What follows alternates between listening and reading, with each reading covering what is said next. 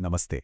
अक्सर जब हम संविधान की बात करते हैं तो हमारे दिमाग में एक मोटी पुरानी किताब की तस्वीर आती है। पर क्या ये सिर्फ इतना ही है? आज हम भारतीय संविधान को एक अलग नजरिए से देखेंगे, एक जीवंत दस्तावेज के तौर पर, जो दुनिया के सबसे बड़े लोकतंत्र को लगातार आकार दे रहा है। तो आज के सफर में हम क्या क्या देखने वाले हैं? सबसे पहले हम इसकी ऐतिहासिक जड़ों को समझेंगे, फिर देखेंगे कि इसकी संस्थाएं कैसे काम करती हैं। इसके बाद हम इसे आज के डिजिटल युग से जोड़ेंगे और आखिर में उन मौजूदा चुनौतियों पर भी नजर डालेंगे जो इसे लगातार बदल रही हैं। तो चलिए शुरू करते हैं पहले पड़ाव से। हम समय में थोड़ा पीछे चलते हैं और समझने की कोशिश करते हैं कि भारत की संवैधानिक पहचान की नींव आखिर रखी कैसे गई थी।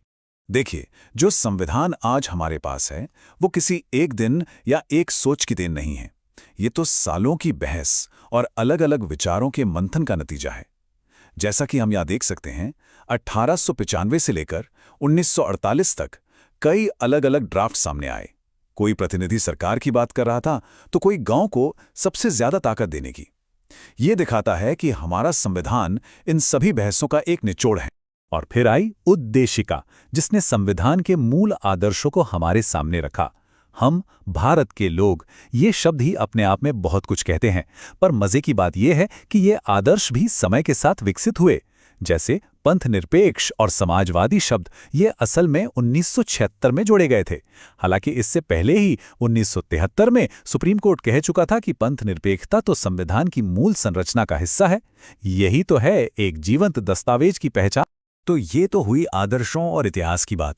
अब आगे बढ़ते हैं और देखते हैं कि ये दस्तावेज असल में जमीन पर कैसे काम करता है। हम संसद की मशीनरी के एक ऐसे हिस्से पर नजर डालेंगे जिस पर अक्सर लोगों का ध्यान नहीं जाता, लेकिन जो बहुत जरूरी है। एक सवाल सोचते हैं, अगर लोकसभा के स्पीकर मौजूद नहीं हैं तो संसद की कार्रवाई कौन चलाएगा?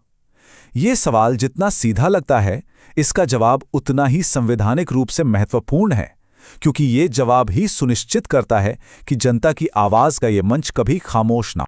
और इसका जवाब संविधान खुद देता है, उपाध्यक्ष के पद के जरिए। जी हां, डिप्टी स्पीकर। और ये पद सिर्फ एक स्टैंड बाय या सब्स्टिट्यूट नहीं है, इसकी अपनी एक बहुत अहम भूमिका है। तो मामला क्या है, समझिए। संविधान का अनुच्छेद 93 कहता है कि एक डेप्यूटी स्पीकर का चुनाव यथाशीघ्र, यानी जितनी जल्दी हो सके, किया जाना चाहिए। और सालों से एक परंपरा चली आ रही है कि ये पद विपक्ष को दिया जाता है। क्यों? ताकि सत्ता और विपक्ष के बीच एक संतुलन बना रहे। इसीलिए जब ये पद 2019 से खाली है तो ये सिर्फ एक पद का खाली होना नहीं है, ये संवैधानिक अनुपालन पर गंभीर सवाल खड़े करता है। तो हमने देखा कि कैसे एक संवैधानिक पद को लेकर बहस चल रही है। अब यहां से हम एक बिल्कुल अलग, एक आधुनिक चुनौती की तरफ चलते हैं। देखते हैं कि हमारा ये पुराना दस्तावेज आज के डिजिटल दुनिया में कैसे प्रासंगिक बना हुआ है। ये बहुत दिलचस्प है। सुप्रीम कोर्ट ने एक ऐतिहासिक फैसले में कहा कि डिजिटल दुनिया तक पहुंच, यानी इंटरनेट का इस्तेमाल, अब कोई लग्जरी नहीं है। ये अनुच्छेद 21 के तहत मिले जीवन और स्वतंत्रता के अधिकार का ही एक हिस्सा है। सोचिए, एक मौलिक अधिकार का दायरा कितना बढ़ गया। लेकिन किसी अधिकार को सिर्फ घोषित कर देना काफी है क्या? शायद नहीं। जरा इस बारे में सोचिए। आजकल हर चीज के लिए वीडियो केवाईसी होता है ना? लेकिन क्या यह प्रक्रिया सबके लिए आसान है? दृष्टिबाधित लोगों के लिए, जिन्हें स्क्रीन रीडर या ऑडियो की मदद चाहिए, ये ओटीपी वेरिफिकेशन, चेहरे की पहचान जैसी प्रक्रियाएं एक दीवार की तरह खड़ी हो जाती हैं। मतलब अधिकार तो मिला, पर उस तक पहुंचने का रास्ता ही बंद है। और यहीं पर हमारा संविधान फिर से अपनी जीवंतता दिखाता है। अदालत ने इस मामले में दखल दिया और निर्देश दिया कि डिजिटल इंफ्रास्ट्रक्चर को ऐसा बनाना होगा जो सभी के लिए सुलभ हो। मतलब न्यायपालिका ने यह पक्का किया कि ये आधुनिक अधिकार सिर्फ कागज पर एक वादा बनकर ना रह जाए, बल्कि हर किसी के लिए एक हकीकत बने। चलिए अब अपने आखिरी हिस्से पर आते हैं।